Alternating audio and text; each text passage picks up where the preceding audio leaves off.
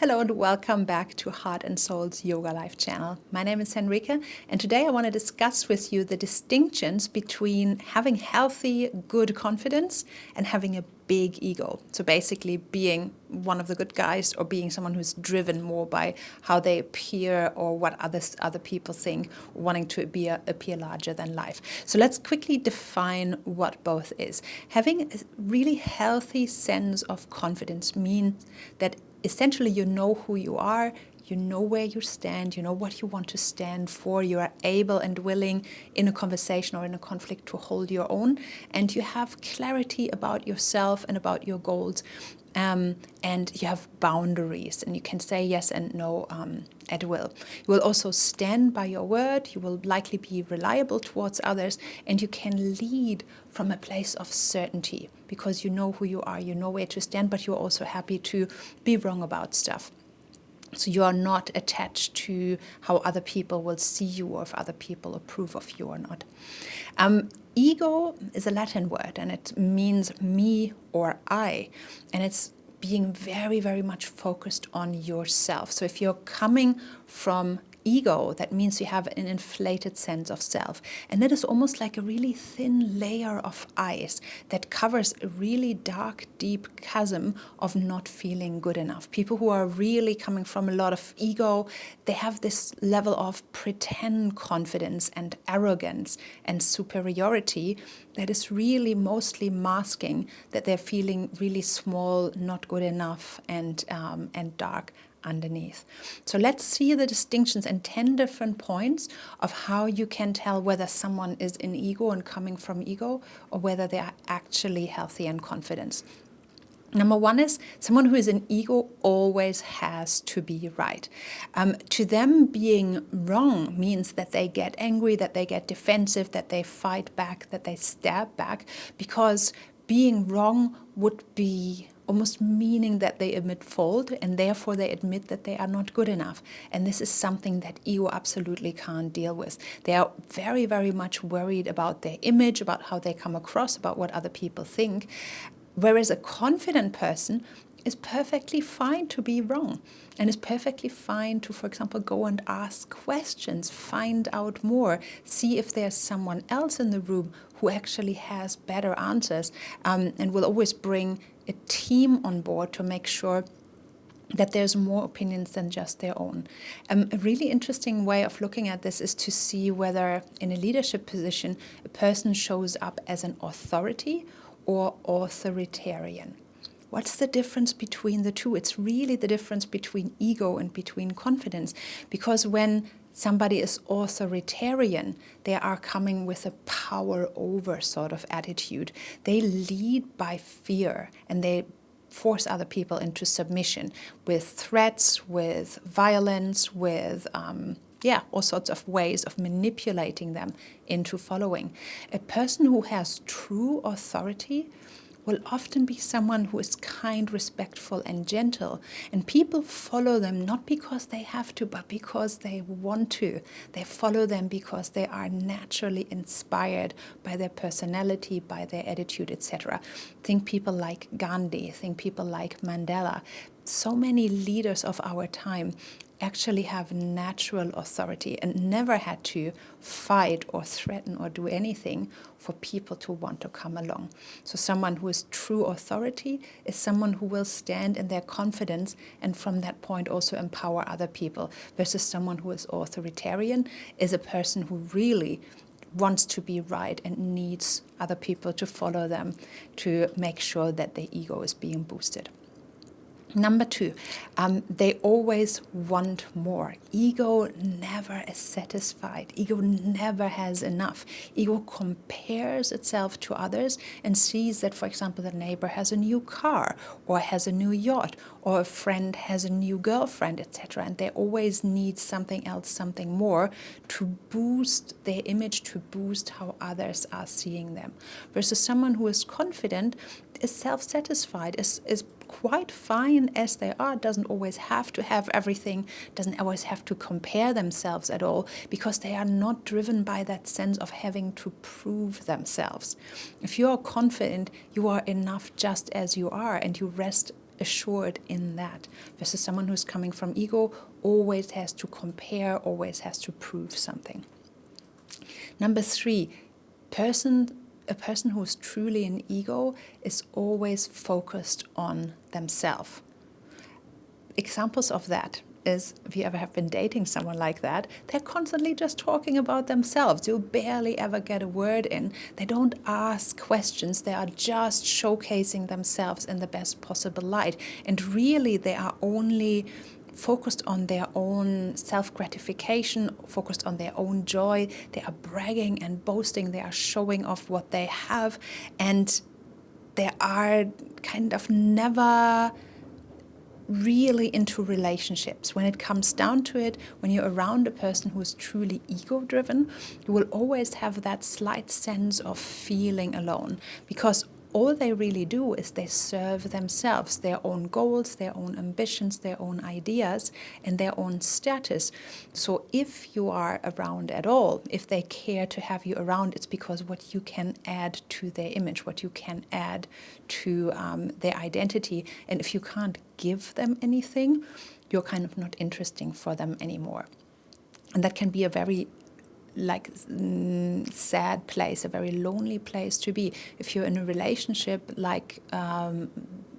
with a person like that, with a person who's completely ego-driven, you're likely going to feel really lonely and never really be able to get anything for yourself, because all the attention goes to the other person.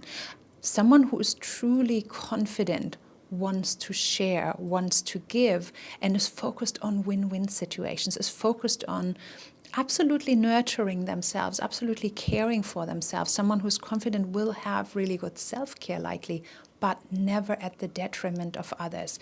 They will want a healthy balance between giving and receiving, and will make sure that other people are getting just as much as they are, so that we all can rise together, that we all can be in a good place together. Number 4 is that people who are coming from a place of ego, you will see them being envious of others.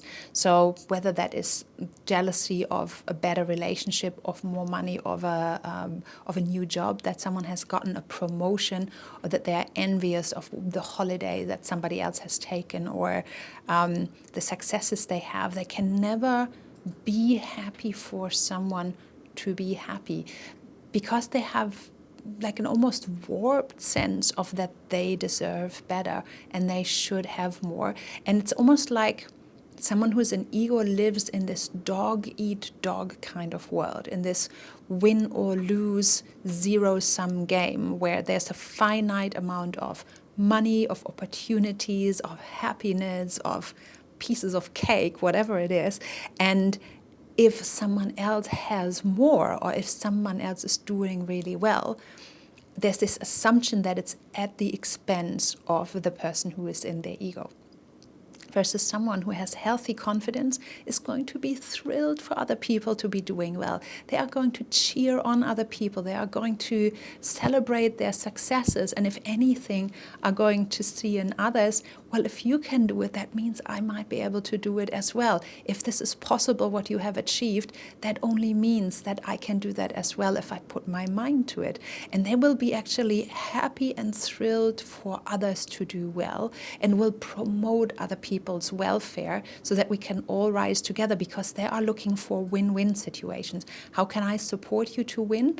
For me to be able to win as well. That's a healthy and confident person, and they will want other people genuinely to succeed. By the way, if you have a person in ego, you are running a risk when you are in a team with them, or if you are working with someone like that as a manager, that they are potentially going to take credit for your work. So that can be really annoying if you've ever been in a situation like this, that suddenly they are taking the work that you have done and presenting, or your ideas, and presenting them as their own. So that can be really harsh and backstabbing when you're on the receiving end of that. Whereas someone who's truly confident will actually put you forward and will share with others, hey, such and such had a great idea. I'm so proud to have that person on my team. Now let's keep developing it together. What else? They are setting unrealistic goals. A person who is coming from ego has to be seen as the best, the most, the biggest, the grandest. And therefore, they will often come up with these really inflated ideas, really big ideas, and then be unable to admit if it's not going as well as possible. So this is a person who might make really big promises, really over-promise, and then be at the risk of under-delivering. And if you, for example, are getting into a business deal with someone like that, watch out, not a great idea at all. A person who is confident on the other side will often under-promise, but then over-deliver. They will make sense that the goals that, or will make sure that the goals that they set are realistic and can be kept. That includes timelines and things like this. And they don't attach any meaning about themselves to whether or not the goal is the biggest. They're in it for the long haul. They want to see the project to completion, and they know their worth. They know that they are good at what they are doing, so they don't have to use superlatives and go bigger, faster, higher, more in order to know that they are doing a good job. Next, and we've heard this topic before in different contexts, is that a person with a huge ego will often lack empathy. Now, here's an interesting distinction. It is often because the person with the huge ego, as I said, underneath, has a deep sense of inferiority, of not being good enough, that is being covered by this thin layer of ego, of grandiosity, of superiority. So when they see someone else struggle or have a hard time or suffer or in any way, shape or form express fear or pain or struggles, they get really uncomfortable because it reminds them of themselves, and they cannot empathize with that because that would bring them down. So what they will often do is when they see someone who's having a hard time, they will crack a joke, they will laugh about it, they will put them down, and they will even go so far sometimes as saying, oh, they deserve that, they didn't make enough of an effort, they didn't suck it up, they are not strong enough, they are a weakling. So they will actually stab the person in the back who's already on the ground, not show any empathy. Whereas a person who is confident and who is strong in themselves and who is really sure of who they are and certain within themselves will, of course, have empathy with someone else and will reach down if someone is on the floor and lift them back up, will support them, will ask questions, will ideally not enable them to continue an unhealthy behavior or to stay low and just pat them on the back, but will look for ways to empower that person to come back up, to champion them on, and to feel better about themselves again and get good results as well. So empathy is a really big teller whether someone is in ego or is having a healthy sense of confidence as well. Number 7 is a person in ego per default has to be blind to their personal flaws. They cannot admit that they are anything less than perfect. They cannot see themselves as not succeeding, as not grand, as anything less than fantastic. So these kind of people will often surround themselves with yes men or yes women. So for example, if it's like the boss of a company, they will surround themselves with a team of assistants and managers that will just always go, yes, sir, amazing, sir, you're the biggest, you're the best, yes, we are fantastic, at the risk of nobody actually flagging any issues, nobody actually being willing anymore of playing the devil's advocate to say, look, actually, I think we have a bit of a problem here. Actually, I don't think our results are as good as they could be. Actually, we're getting a lot of complaints. If somebody is truly in ego, they will shut down, they will yell, they will get angry at anyone who is expressing any dissent or who's bringing up points that they don't like, who's giving honest feedback. So what you have then is that you may, especially when it comes to leadership, have this little bubble of everything is perfect around the boss, when actually the company is slowly falling apart. Now, a person who is truly confident will not only deal well with feedback, they'll be smart and actually seek it out because they know that they can never be perfect at everything. They will want to have people on their team who are better, stronger, more knowledgeable, especially in different niches, because when there's a team of good people working together, we can always accomplish more. And feedback will be seen as breakfast for champions, as something that is valuable, and where we actually thank the person who is bringing up a challenge or a difficult point, because they will allow us to be better. I've shared this before on another video. There's this amazing piece of advice I got from one of my first bosses at a tech startup, Esan. He said to me, A players recruit A players and B players recruit C players.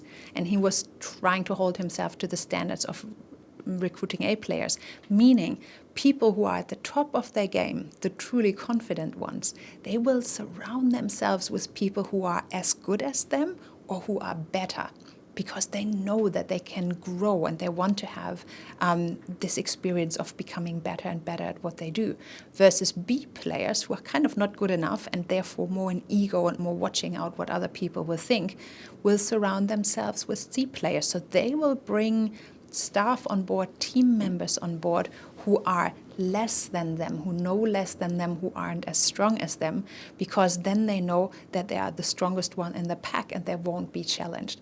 This, you can probably see very much if you are in a work environment, can become a real problem if you have B players with C players and then nobody actually says what needs to be said.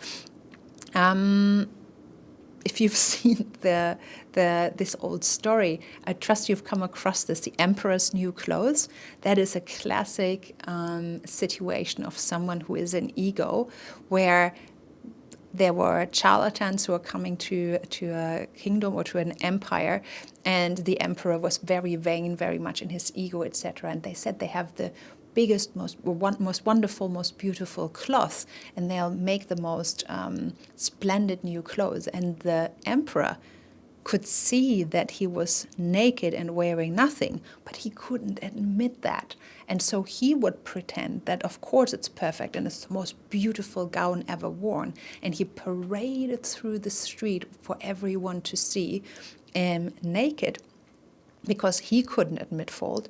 And the people were so scared of him, or thought to be respectful of him, so they all pretended, despite everyone seeing he was naked, they all pretended that he was beautifully dressed. So a whole country full of yes men and yes women, until a little boy who wasn't aware of what was going on just screamed out loud, "Oh my God, look, the emperor is naked."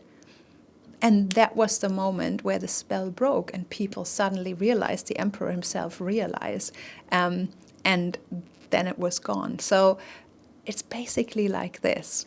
If you're surrounding yourself with yes people and you're in ego, that's the risk that you are running, that you will never actually be made aware of the issues that there are. Someone confident doesn't need that. Someone confident can be perfectly fine to get feedback. Number 8 is that people who are in ego often are really, really, really judgmental. And again, it's that thin layer of covering up that sense of not being good enough. If they are able to judge everybody else, they're always elevating themselves that tiny little bit over all the other people. So they will laugh about people's speech impediments, about people's mistakes, about people's haircuts, about people's performance. They will always find flaws to put out, because deriving a sense of being better than from other people's flaws allows them to elevate themselves slightly higher and feel superior and better, but in a really nasty kind of way. Someone who is truly confident doesn't need that at all. They will be more in a mindset of live and let live. Those people walk around in those shoes, be happy. That haircut, well, might not be my kind of style, but so what? If they find themselves beautiful, so be it. Judgmentalism is a show of a really kind of large ego and a really small mindset. Number 9 is that people who are in ego, strongly in ego, don't trust anyone. They will always suspect to be lied to be cheated on, to be stolen from, to be taken advantage of, etc. Why? because that's exactly what they would be doing. They would do all these self-serving things. They would always take advantage. So that's what they are projecting onto others and expecting to see in them. So they are always constantly walking around suspicious and project those attitudes onto others, versus someone who is confident. I mean, they won't be dumb either. They won't just blindly trust anyone and everyone as well. But they will give people the benefit of the doubt. They will give people a try. And if they get burned, if they see that somebody doesn't live up to their standards, they will put boundaries in place, and they will be mindful about this. But they will definitely not expect anyone and everyone to take advantage of them. And number 10, lastly, someone in ego will never quite be a team player. For them, you are either superior to them and therefore you are worthy sucking up to because they can gain something from associating with you. Call them sycophants. You're kind of always trying to get up there, to get to the next level by creating goodwill amongst those superior to you. And at the same time, you will perceive other people as being lower than you, as being worthless, as being less than, and you will kick down. So kick down or suck up. There is no real equality, no real team play, no real belonging together and sticking up for each other and supporting each other. You are either a pawn or you are superior. Versus someone who is confident will seek out equal opportunities, will seek out people to link arms with and achieve something together. They are also in that mindset of wanting to learn from others. And I've heard really cool, confident people say to me, you never want to be the smartest person in a room. If you constantly seek out rooms, for example, training rooms, where you are the smartest person, then you are doing something wrong. You are wanting to be exposed to other people who know more that you can learn from, so you can elevate yourself, but not by sucking up and not by making good weather with them, but by truly listening, learning, elevating, because you are confident and you're aware that you can't know everything, you can't be the best at everything, but you are willing to try and to evolve. So these are 10 ways of telling healthy confidence from ego. I hope this has given you some insights. I trust you are able to tell those apart a little bit better and maybe trust your gut that little bit more when you meet new people, so that you are able to really quickly identify, is this a really strong personality with a healthy confidence, or is this someone who's ego-driven who I better stay away from? Anyway, thank you so much for watching. If you enjoy our channel's content, please feel free to sign up for the channel, subscribe, and then hit the bell button if you want. That allows you to get notifications. If you want to leave us a comment, maybe you have more ideas, maybe you've dealt with people who are really in their ego, or you've learned ways of increasing your own confidence, feel free to leave a comment about that. And if not, we'll see you again soon. Thank you very much.